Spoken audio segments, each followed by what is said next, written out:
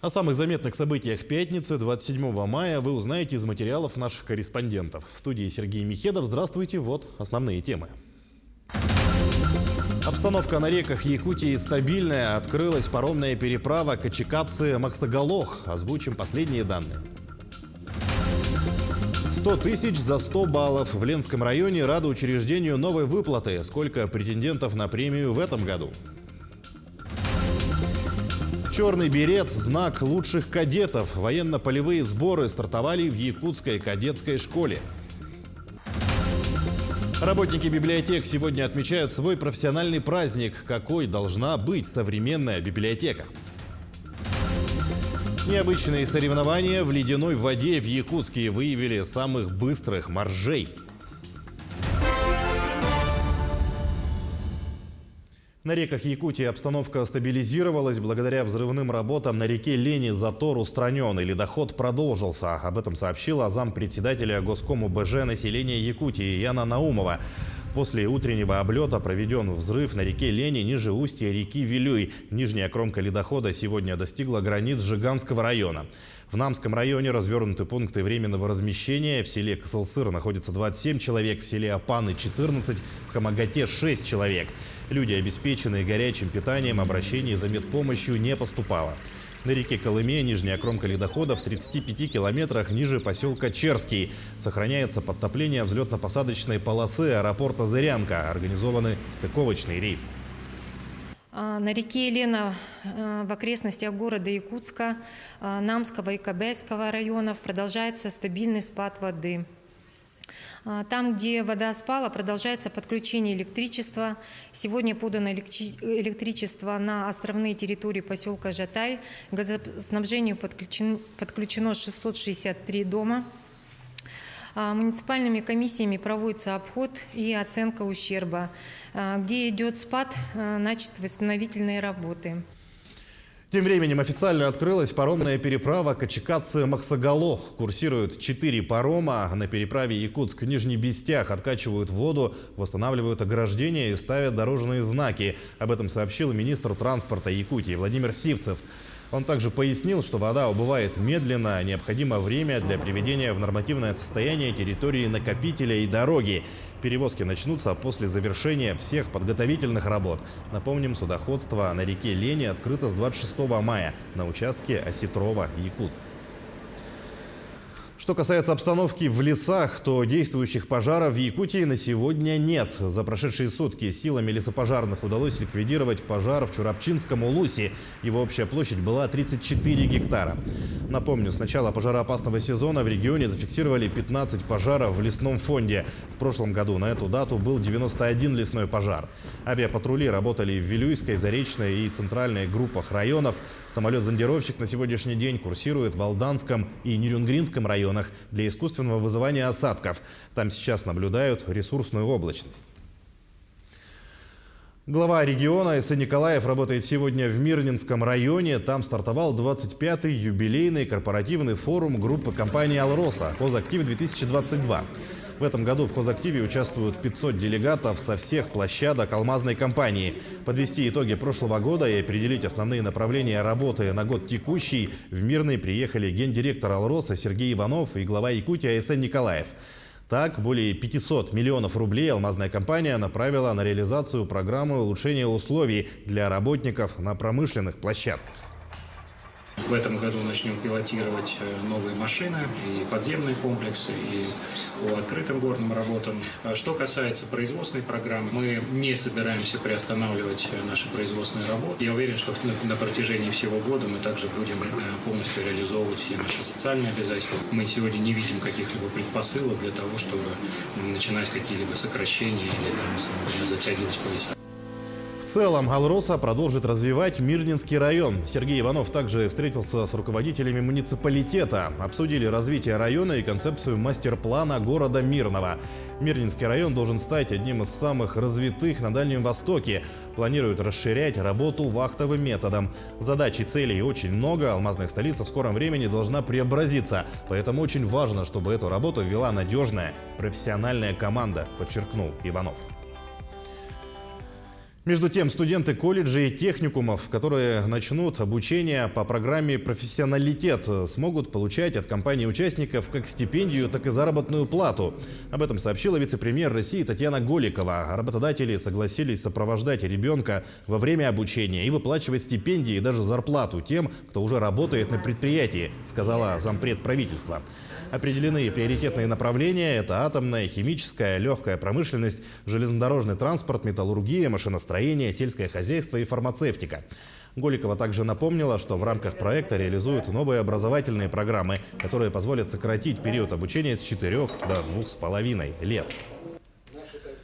А учителя и ученики Ленского района рады учреждению новой выплаты. 100 тысяч рублей для выпускника – это хорошая награда за годы старания.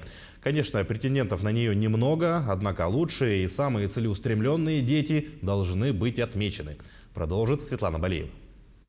100 баллов на ЕГЭ – это высочайший результат 11 школьных лет. Успех не приходит просто так, а достигается ценой большого труда и целеустремленности. Хочется начать сюжет, цитируя слова Айсена Николаева. Это высказывание подходит как нельзя лучше к Марии Посновой. 11 лет упорного труда. И вот результат. Она заканчивает школу с золотой медалью. Все годы вообще мучительно, но вот так вот вышло. Тяжело? Да. И в моральном плане, и в физическом. Сегодня девушке предстоит сдать еще 2 экзамена. ЕГЭ по литературе она уже написала. Пока оценивать себя боится, но надеется, что балл получит высший. Литературу я сдала сегодня. Я просто так счастлива, что наконец-то стрелялась, что уже все, можно читать что угодно, а не только что задано в кодификаторе. Как вообще оцениваешь вот сейчас свою первую сдачу? Пока никак не хочу оценивать. Жду 10 июня. Там уже меня обухом по голове или наоборот воспряну. Этот вариант вообще не сложный, я очень рада. Я еще вчера повторила как раз те произведения, которые попались. Это вообще удача судьбы. Мария – одна из претендентов на получение 100 тысяч рублей. Девушка очень надеется, что ей повезет, и ей выплатят единовременную выплату. Хорошая инициатива. Хотелось бы на 100 баллов написать, конечно. Но я уже написала, и будет что будет. Но остальным ученикам хочется пожелать написать на 100 баллов, чтобы еще и, как так, получить вдобавок. Довольны выходом нового указа и родители ребят-выпускников-отличников. Считают, что данная мера поддержки будет стимулировать детей на успешное обучение. Я считаю, что это хорошее подспорье для ребенка, да, и дополнительный стимул к тому, чтобы выложиться на все 200%. На 100 они и так идут выкладываться, а здесь еще смысл, что может быть повезет и будет 100 баллов. Ну, это замечательно было бы. Поэтому очень рада, что появилась такая возможность у наших выпускников.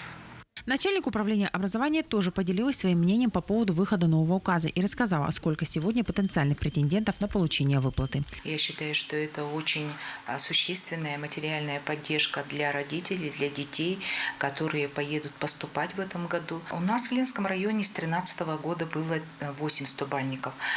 Это по русскому языку и по литературе. Кроме республиканской единовременной выплаты в Ленском районе предусмотрен ряд своих программ, направленных на поддержку медалистов, 100-бальников и их педагогов. 100 тысяч учителю, который подготовил 100-бальника. То есть в этом году, представляете, если ребенок получит 100 баллов, он получит сам от республики 100 тысяч, учитель получит от района 100 тысяч. И помимо этого, то есть если наши медалисты все подтвердят свои результаты, золотому медалисту будет выдано 50 тысяч из местного бюджета. Те дети, которые, к сожалению, не смогли подтвердить, но у них есть аттестат без 4, они получат 25 тысяч. Программа развития образования в Ленском районе начала действовать только с прошлого года, и теперь данная мера поддержки станет ежегодной. Светлана Балеева, Виталий Андреев, Ленск. Акцию для многодетных матерей проводит эндокринологический диспансер Якутской городской клинической больницы. Ее посвятили Году матери в республике и Всемирному дню щитовидной железы. Сегодня на обследование предварительно записались более 20 женщин. Подробнее в материале Светланы Амосовой. Пройти полное обследование, сдать анализы и узнать уровень сахара в крови пришла многодетная мама из Якутска Мира Никифорова. По ее мнению, все мамы и девушки должны обязательно раз в год проходить осмотр врачей. Эта акция очень, наверное, нужна. У всех есть время. А тут пришли и все вместе, в одном месте все сдали. И это очень прекрасно. Все равно каждая, здоровая мама, здоровые дети, здоровая семья. Сначала женщина осматривает врач-эндокринолог, затем направляет на анализы и УЗИ щитовидной железы. Благодаря проведению таких мероприятий можно на ранней стадии выявить болезнь эндокринной системы и вовремя начать лечение. Подходит с патологией щитовидной железы, с патологией предиабет, например, подходят женщины. Да? Поэтому дополнительные рекомендации даем, но уже после обследования эти рекомендации будут носить уже более целенаправленный характер. Поэтому там уже мы сможем на повторном приеме уже более конкретно, предметно уже женщинам поставить диагноз. Эндокринологический диспансер в рамках акции пригласил жительниц Центрального округа. Изъявившие желание пройти обследование многодетные мамы записались на прием заранее. Все очень хорошо организовано, все подходят по времени, нет абсолютно очередей. Вот я тоже являюсь многодетной мамой, поэтому сегодня я тоже прошла консультацию. Акция посвящена Году матери в Якутии, прошедшему Всемирному дню щитовидной железы, а также Дню охраны женского здоровья. Следующее подобное мероприятие пройдет в августе. Такие акции мы планируем еще проводить в течение года. И Дню пожилых мы организуем для бабушек, поскольку они тоже мамы. И для студенток близлежащих учебных заведений, наверное, решили мы организовать также в плане подготовки к материнству. То есть в рамках Года матери также. Врачи-эндокринологи советуют женщинам чаще употреблять в пищу продукты, обогащенные кальцием. Это сыры, рыбу, молоко, творог для создания прочности костной ткани. А также дополнительно по уровню гормонов принимать препарат йода, чтобы обезопасить себя от заболеваний. Светлана Амосова, Георгий Григорьев, Якутск. Идем далее. В День Победы из Нерюнгри отправилась машина с гуманитарной помощью. Неравнодушные жители собрали порядка 15 тонн груза. Это продукты питания, предметы первой необходимости, средства гигиены и многое другое. Недавно пришло сообщение о том, что миссия достигла цели, и жители Донбасса получили посылки из Южной Якутии. А те денежные средства, которые были перечислены на счет добровольческой организации, пошли на оплату транспортных расходов. Сейчас в Нерюнгри продолжает свою работу штаб по сбору помощи для беженцев, наиболее востребованные продукты питания, летняя одежда для детей и подростков, а также вещи больших размеров. Пользуясь случаем, хочу обратиться ко всем предпринимателям, к руководителям крупных торговых сетей. Окажите нам такую помощь по возможности, поскольку наших запасов уже, к сожалению, не хватает. На сегодняшний день мы работаем в тесном взаимодействии с управлением социальной защиты, которые подают заявку непосредственно на нас. И по этой заявке мы оказываем однократную продуктовую помощь каждой вновь прибывающей семье. Затем мы помогаем вещами.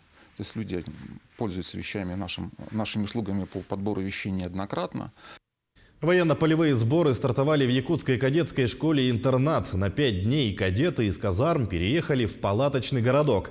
Во время сборов проходят встречи с представителями силовых и военных структур, бойцами спецназа, службой спасения. Ну а главным событием военно-полевых сборов традиционно станет сдача нормативов на право носить черный берет – отличительный знак лучших кадетов. Что нужно сделать, чтобы получить желанный головной убор, узнавал Александр Хавренко. Сила, выносливость и стальной характер – вот основные качества, которые нужны защитнику Отечества. Сегодня кадеты сдают на отличительный знак – черный берет. Не каждый из них дойдет до финиша, но каждый из них выложится на 100%. До сдачи нормативов допускаются ученики, начиная с 7 класса. Но прежде чем выйти на испытания, кадет должен доказать, что он достоин их проходить. То есть иметь средний балл успеваемости не ниже 3,7. Проявлять себя на научно-практических конференциях, принимать активное участие в жизни кадетского корпуса. И только после этого офицеры-наставники допускают достойных на испытания.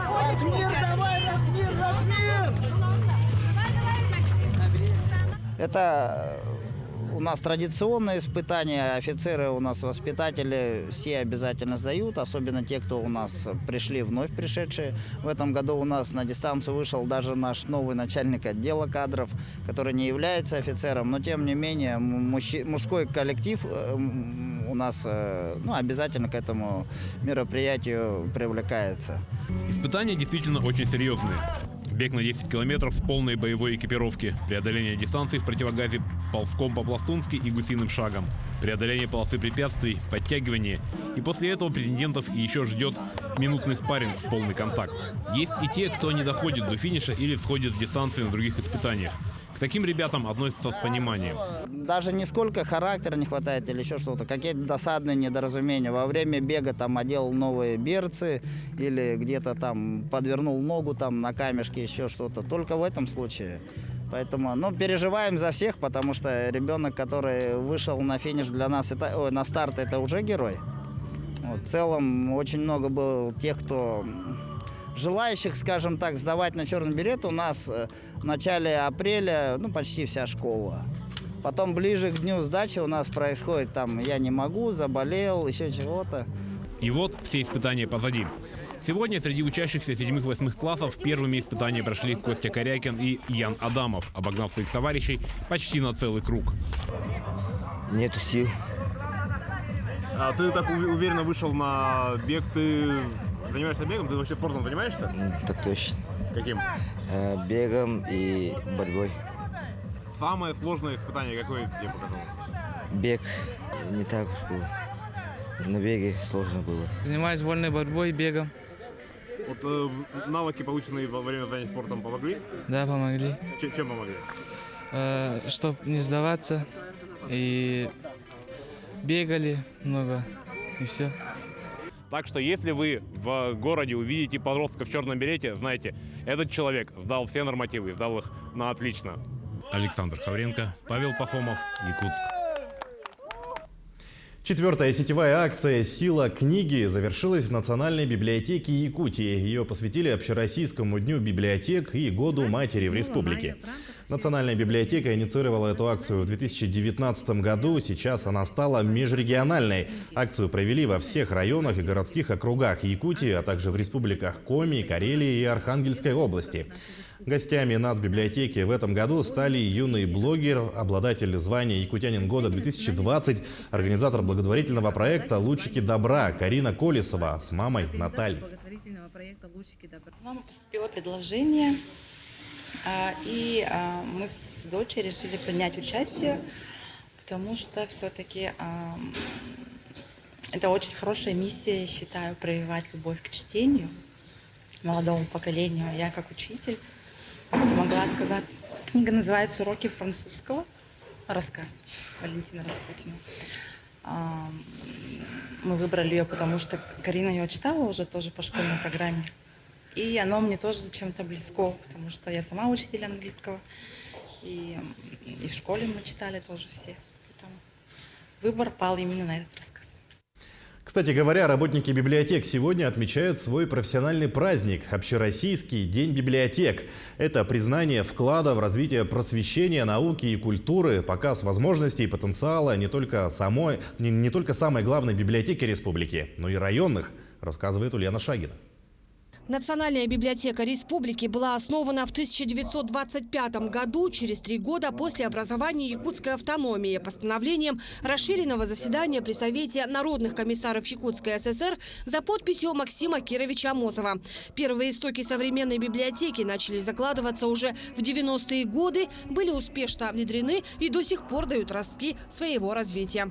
Мы работали во многих областях. В те годы мы создали законодательную основу для развития библиотек республики. В 90-е годы мы начали автоматизацию библиотек республики и работали со всеми библиотеками республики. Самое главное, наверное, единственная республика в России, которая сохранила всю сеть своих библиотек. Современная библиотека – это не просто место для чтения или обучения, а сегодня это пространство для притяжения молодежи. Эта задача для Национальной библиотеки одна из важных. Библиотека имеет статус лидера в области информационных технологий, и в этом направлении создается огромное количество различных проектов. Мы сейчас разрабатываем проект единой цифровой среды библиотек Республики Саха-Якутия.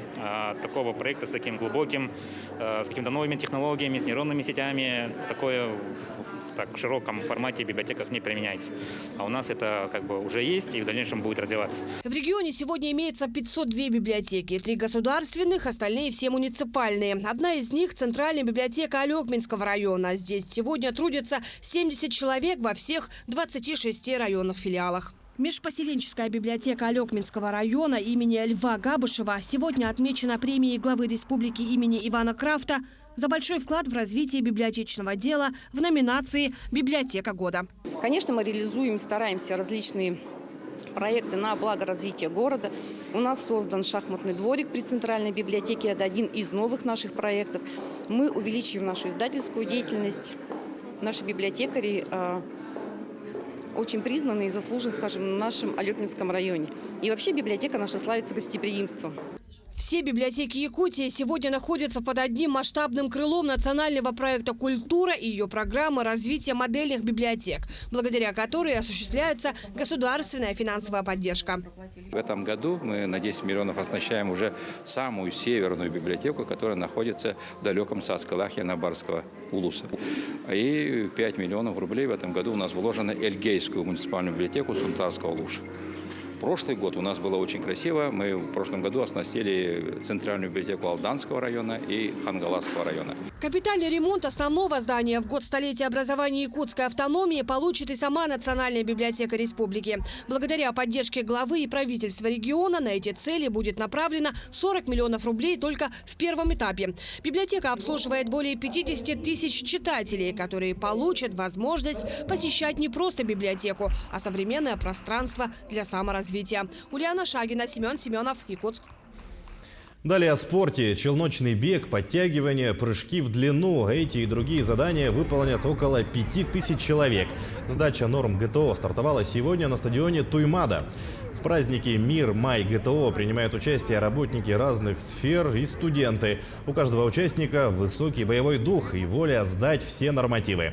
Завтра сдачу продолжат в городском парке и на стадионе «Юность».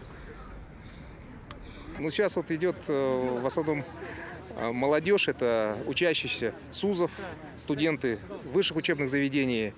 Уровень подготовки видно, что серьезно ребята готовились, выполняют. Мы вот принимаем норматив рывок гири, ребята стараются, вот в основном выполняют на хорошие результаты, на знаки отличия.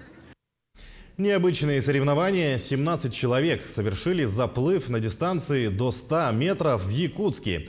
Ежегодное мероприятие прошло под эгидой столетия республики и было посвящено Дню полярника России, а также основоположнику соревнований Владимиру Членову. Подробнее расскажет Сарглан Неустроева.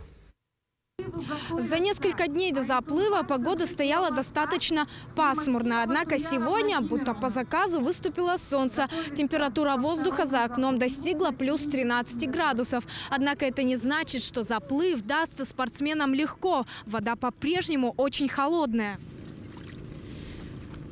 Всего 3 градуса по Цельсию. Всего на участие в соревнованиях было заявлено 21 человек. 4 из них по состоянию здоровья к заплыву не допустили прямо на месте. Остальные же благополучно приняли участие в состязаниях.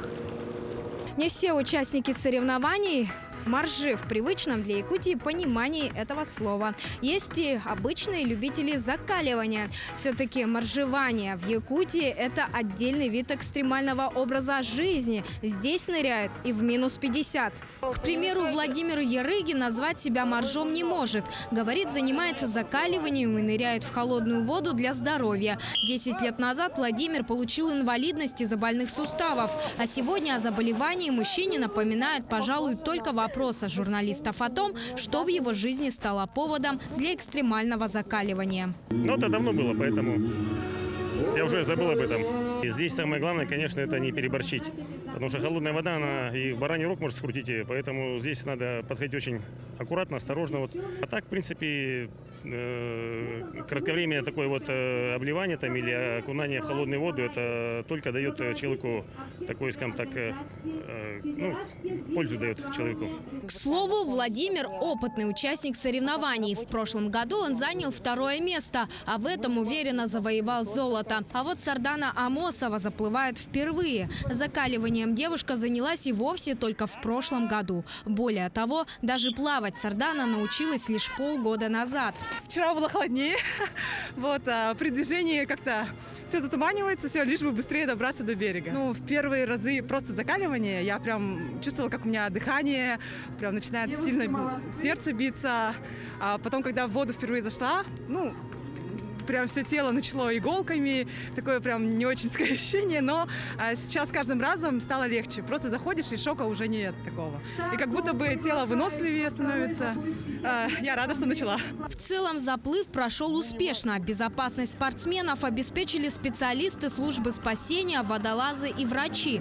Сами соревнования проходят с 2015 года и традиционно собирают множество любителей экстремального вида спорта. Сарглана Неустроева, Георгий Григорьев, Якутск. Таким наши корреспонденты увидели уходящий день. Всего доброго и удачных выходных.